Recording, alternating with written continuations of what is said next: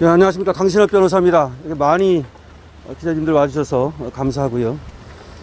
저는 오늘 이 자리에서 두 가지 중대한 발표를 하려고 합니다. 지금 9시가 됐습니까? 9시 됐습니까? 예. 저는 다음 주에 이준석을 무고죄로 고발합니다. 이준석을 무고죄로 고발하겠습니다. 그 무고는 김세의와 강용석을 명예훼손죄로 고소한 것에 대한 무고죄의 고발입니다.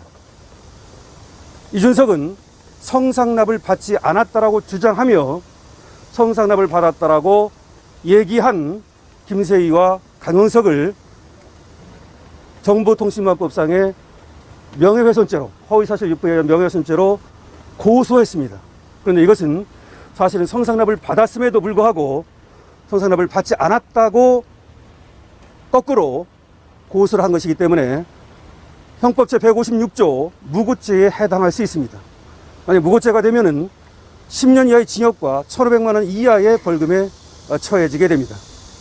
더군다나 김세희와 강용석을 고소할 때 이준석은 투자 각서와 바꾼 가짜 사실 확인서를 그 증거로 제시했습니다.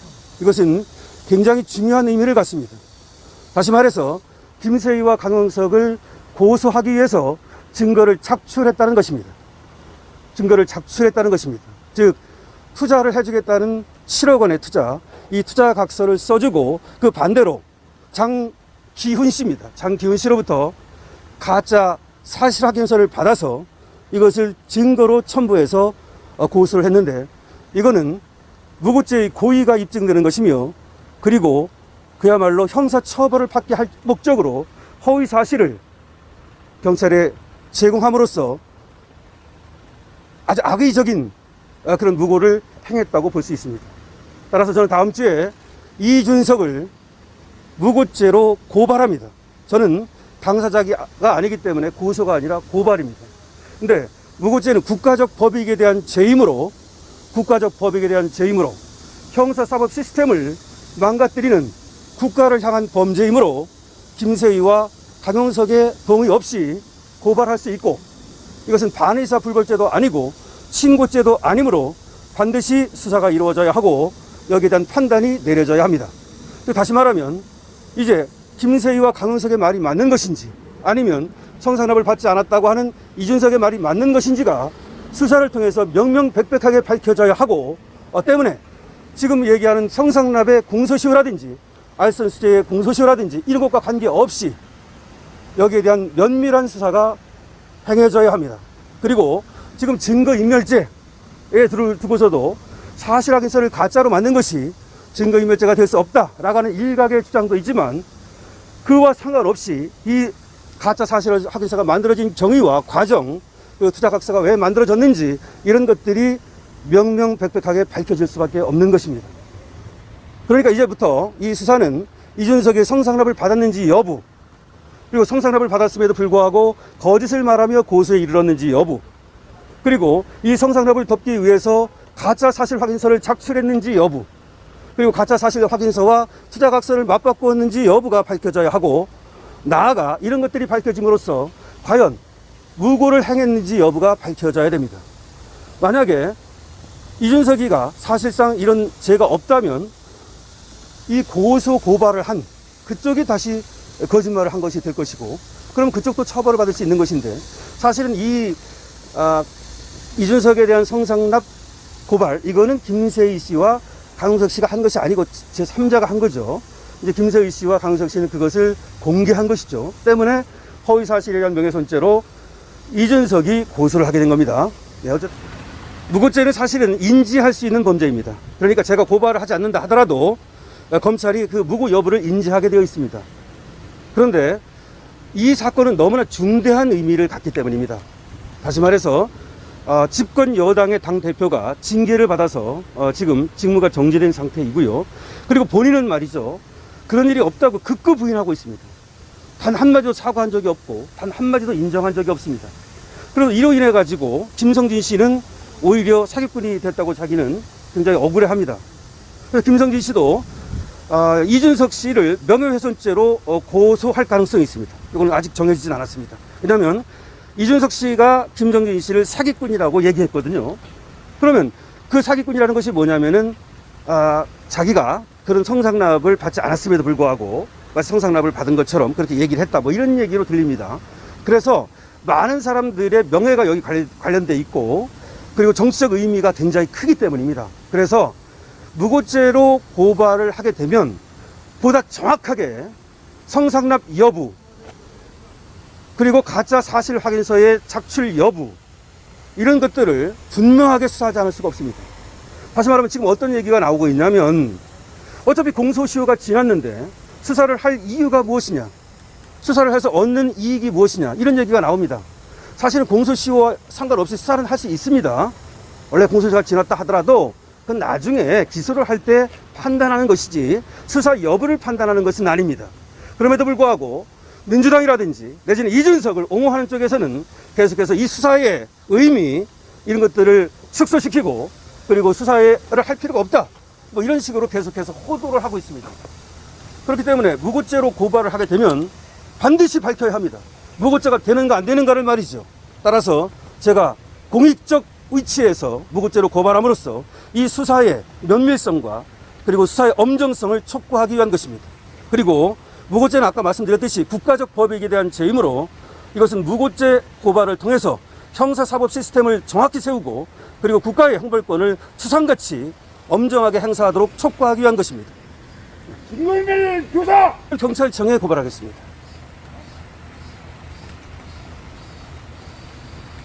11일 날에 대한 조사는 이루어졌고, 그리고 그 중요한 8월 15일입니다. 광복절입니다, 이날이. 이 8월 15일에 대한 조사는 앞부분만 됐다, 이렇게 얘기를 했습니다. 그래서 제가 알기로는 8월 15일에 대한 조사가 오늘 굉장히 아주 심층적으로 면밀하게 이루어질 텐데, 이 8월 15일이 굉장히 중요한 의미를 갖습니다. 8월 15일은 광복절입니다.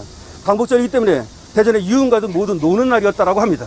그래서 이 노는 날 이준석이가 내려온다라고 전화가 왔고, 따라서 노는 날 유흥업소를 찾고 그리고 숙박업소를 찾는 것이 어려웠고, 따라서 그에 대한 만반의 준비를 갖추었다라고 얘기했습니다. 다시 말하면 이 8월 15일의 진술이 육하원칙에 따라서 정확히 이루어질 때 이준석이 성상납을 받지 않았다는 주장이 허물어질 가능성이 있고, 따라서 오늘의 조사가 상당히 중요한 의미를 갖습니다.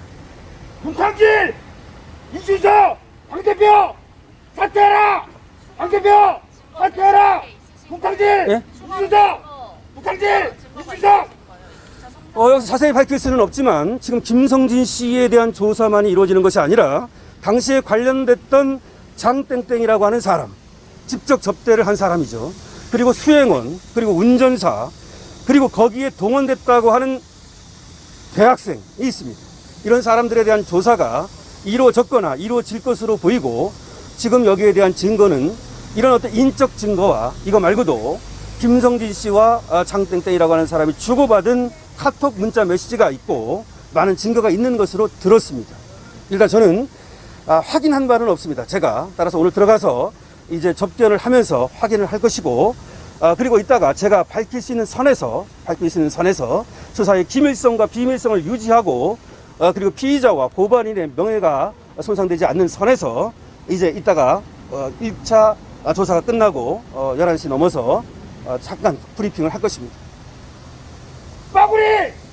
제가 아까 잠깐 건희사랑 회장에 대해서 얘기하면서 조금 만감이 교차합니다. 그것은 뭐 다른 뜻이 아닙니다. 그 대통령을 어쨌든 만들기 위해서 건희사랑이라고 하는 것을 만들었고, 대통령을 어쨌든 만들어냈습니다. 우리 건희사랑 회원님들께 감사하다는 말씀 드립니다. 물론 여러 국민이 그 염원이 모여서 대통령이 탄생한 것이지 우리가 한 것은 뭐 작은 것에 불과하지만, 어쨌든 저는 제 회원들에게 고맙다는 말씀을 드리지 않을 수 없습니다.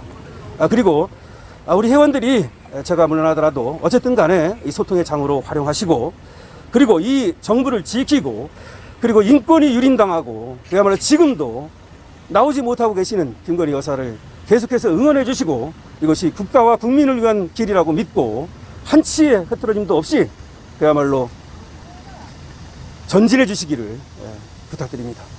고맙습니다. 이준석 구속하라. 이준석. 감사하게 생각합니다. 저하고는 제가 바른미래당 대변인 할 때 김소연 변호사가 청년 대변인을 했었고요. 아주 많은 역할을 해주셔서 이 자리를 빌려서도 다시 한번 감사의 말씀을 드리고, 물론 둘이 하는 것도 가능하고, 저는 뭐 모두가 사실 같이 하기를 바랬습니다만은 둘이 할 필요까지 있느냐라고 하는 또 김소연 변호사 얘기가 있었고, 자신의 일정이 바쁘다 그래서 일단 제가 도와드리는 것이고, 나중에라도 또 일정이 맞는다면 김소연 변호사도 합류할 것입니다. 김동진 씨가 그 중간에서 친척이 있습니다. 당연히 여기 이제 안에 들어 있으니까 통해서 직접 쓴 글을 저에게 여러 차례에 걸쳐서 보내왔고, 삼고초려였습니다. 간곡하게 부탁을 했고, 또 변호인은 어쨌든 만나달라고 하면 만나는 것이 원칙입니다. 그래서 2시간 반에 걸쳐서 만났는데 저에게 확신을 주었습니다. 그리고 공익적 참고인이라는 얘기를 했습니다. 본인이 공익적 참고인이다. 내가 피의자도 아니고 피고인도 아니고 고소인도 고발인도 아닌데 내가 왜 이렇게 여기 도와주느냐? 나는 공익적 목적을 위해서 도와주고 있다.